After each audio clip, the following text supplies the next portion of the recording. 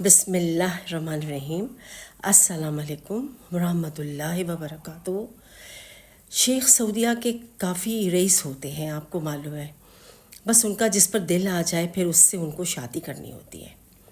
بس ان کا بھی دل کسی پہ آ گیا تھا، وہ اس سے شادی کر رہے تھے کہ شادی والے دن دلہن ان کے کان میں آہستہ سے کہتی ہے کہ مجھے آپ کی والدہ بالکل پسند نہیں ہے، ان کو گھر سے نکال دیں اور ان سے کوئی تعلق نہ رکھیں تو میں آپ سے نکاح کروں گی۔ اچھا، وہ بڑے غور سے سنتے ہیں اور کہتے ہیں کیا فرمایا آپ نے؟ اپنی ہونے والی بیوی سے کہتے ہیں۔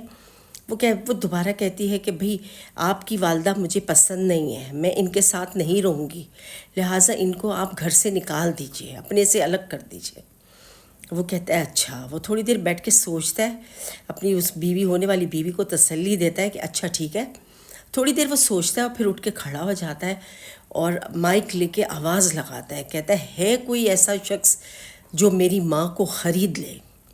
سب حیران ہو جاتے ہیں محفل میں لوگ کہ یہ دولہا کیا کہہ رہا ہے۔ پھر وہ دوبارہ اعلان کرتا ہے کہ ہے کوئی ایسا شخص جو میری ماں کو خرید لے؟ کوئی جواب نہیں آتا، لوگ سناٹے میں آ جاتے ہیں اور لوگوں کی حالت بری ہو جاتی ہے کہ اس دولہا کو، اس لڑکے کو کیا ہوا جو اپنی ماں سے اتنا پیار کرتا تھا، آج یہ کہہ رہا ہے کہ ہے کوئی ایسا جو میری ماں کو خرید لے؟ یہ کیا بات ہے؟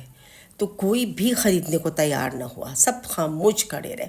اس نے بہت پوچھا، کسی نے جواب نہ دیا، تو پھر وہ شیخ کہنے لگا کہ مجھے ہی اپنی ماں کو خریدنا پڑے گا۔ وہ کیا کرتا ہے، اپنی ماں کو کہتا ہے میں ہی اپنی ماں کو خریدوں گا۔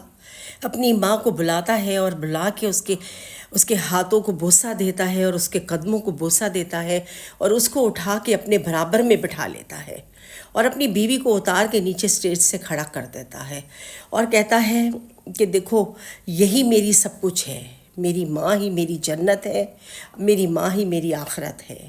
میں اگر اپنی ماں جنت بگاڑ دوں گا تو میری آخرت تباہ ہو جائے گی، لہٰذا میری ماں ہی میرا سب کچھ ہے۔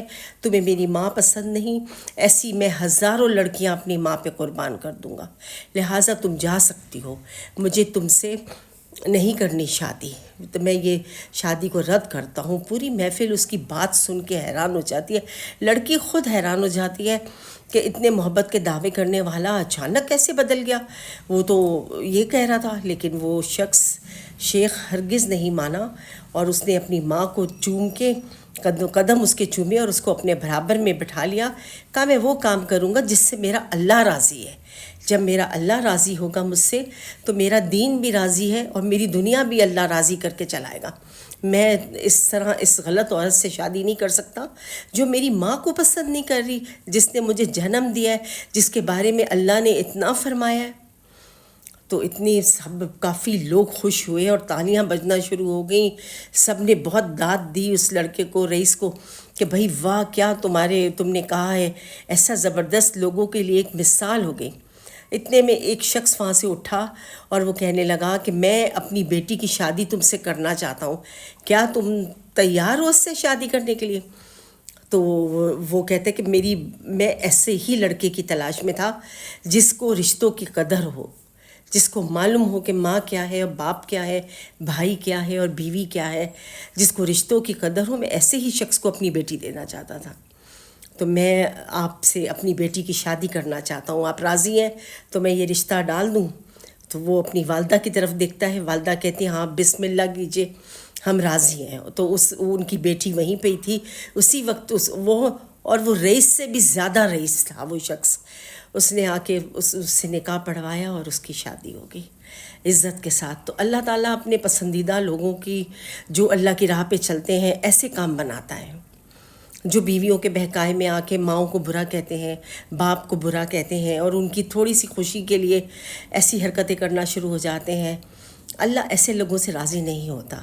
بیویاں اللہ نے اسلام میں 4 رکھ دی ہیں، ماں ایک ہی ہوتی ہے اور وہ وہی ماں ہوتی ہے جو آپ کو جنم دیتی ہے، اور کوئی ماں نہیں ہوتی۔ بے شک اب ماں ہوتی ہے، ماں کا جو رتبہ اللہ نے بنا دیا ہے نا، وہ کوئی نہیں لے سکتا۔ اور دوسری مائیں جو ہوتی ہیں ماں کے برابر کی، ان کی آپ عزت کریں، احترام کریں، لیکن ایسا نہ کریں کہ کبھی بیویوں کے کہنے پہ اپنی ماؤں کے ساتھ زیادتی کر جائیں۔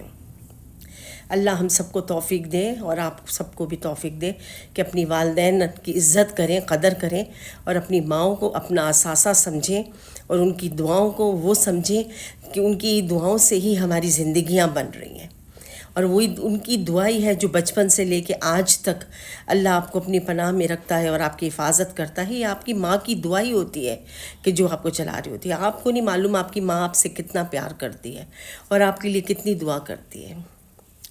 اللہ تعالیٰ سب کو توفیق دے اپنی ماؤں سے محبت کرنے کی اور اولاد سے محبت کرنے کی، آمین۔